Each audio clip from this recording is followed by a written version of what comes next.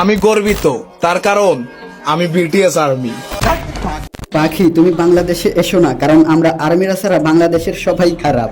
তোরা আর্মিরা যত ভালো ফেরেশতা, আর আমরা যারা আছি তারা সবাই খারাপ। আজ বিটিএস আর্মি না বলে আমরা সবাই খারাপ। আর ফুলকি সব জায়গায় মানায় তুমিই বলো।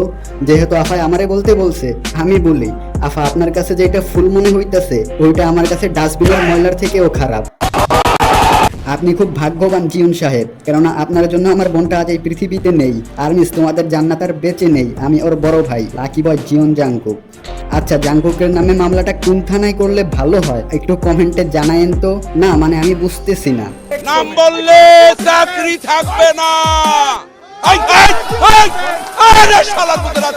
কসম, শুধু ধর্মে নিষেধ না থাকলে আমি মরে গিয়েও দেখিয়ে দিতাম আমি আপনাকে কতটা ভালোবাসি। বিটিএস এর টিকটক আইডির নাম জাতির কিউট আপা। জাতির কিউট আপা না জাতির কিউট মেডিউটা আমি জানি না, বাট আমি এতটুকু জানি আপুটার মাথায় ব্রেনের পরিবর্তে গোবর আছে।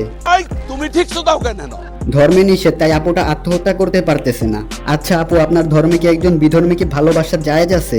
ভাই মুঝে মাফ কর দো। কি হয়েছে জাংকুক, তুমি কেন এমন করলে? তুমি কি জানো না তোমার কিছু হয়ে গেলে আমরা আর্মিরা বাঁচতে পারবো না? আচ্ছা, জাংকুক কি এসব দেখলে মনে হয় হেলিকপ্টার ভাড়া করে দৌড়ায় বাংলাদেশে চলে আসতো। চলে এসে ওদেরকে বুকে জড়ায় ধরে সান্ত্বনা দিত।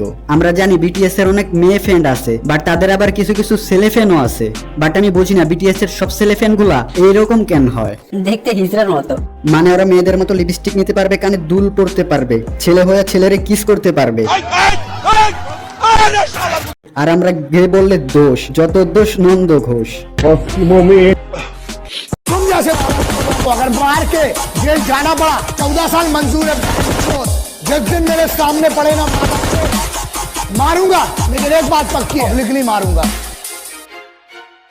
আপনার মেয়ে অনেক জোস মারে, গরম গরম পোজ। আপনার মেয়ে নাকি হট, দেখেন চিপাই করে পট। আপনার মেয়ে নাকি খুশি, বাড়ায় চলে তার।